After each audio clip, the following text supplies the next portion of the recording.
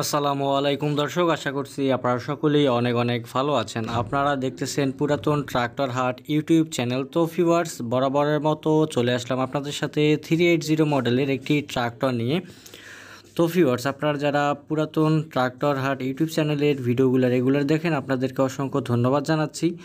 যারা দেশ ও দেশের বাইরে থেকে আমাদের ভিডিওগুলো দেখেন, আপনাদেরকে আন্তরিক শুভেচ্ছা ও মোবারকবাদ। এবং যারা পুরাতন ট্রাক্টর, টলি, হাইড্রোলিক, বডি, রোটার ক্রয় বিক্রয় করে থাকেন এবং যারা নতুন অডিয়েন্স রয়েছেন আমাদের ইউটিউব চ্যানেলে এবং আজকের ভিডিওটি যারা দেখতেছেন, তারা অবশ্যই আমাদের ইউটিউব চ্যানেলটি সাবস্ক্রাইব করবেন, কারণ আমরা আমাদের পুরাতন ট্রাক্টর হাট ইউটিউব চ্যানেলের ভিতরে পুরাতন ট্রাক্টর, টলি, হাইড্রোলিক, বডি, রোটার ক্রয় বিক্রয়, রিসেলিং ভিডিওগুলো আপলোড করে থাকি।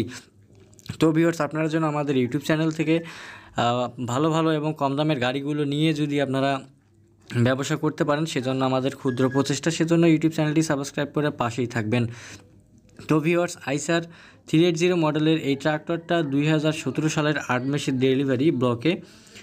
কোনো কিছু খোলা ফিটিং হয় নাই। ইঞ্জিন, গিয়ারবক্স সম্পূর্ণ ফুল ফ্রেশ অবস্থায় রয়েছে। ইঞ্জিনে একটা টাকারও কাজ নাই, কোনো প্রকার ইঞ্জিনে গ্যাস নাই, একেবারে সম্পূর্ণ ফুল ফ্রেশ অবস্থায় রয়েছে। ইঞ্জিন, গিয়ারবক্স আনটাচ, একেবারে চ্যানেল বডি সহকারেই বিক্রয় করা হবে। তো ভিউয়ার্স, যাদের গাড়িটি পছন্দ হবে ভিডিওতে দেখে অবশ্যই স্ক্রিনের উপরে 319 যে নাম্বারটা, সে নাম্বারটা মালিকের, সরাসরি আপনারা মালিকের সাথে কথা বলে নেবেন। মালিক পক্ষ থেকে গাড়িটির দাম চাওয়া হচ্ছে 5,20,000 টাকা।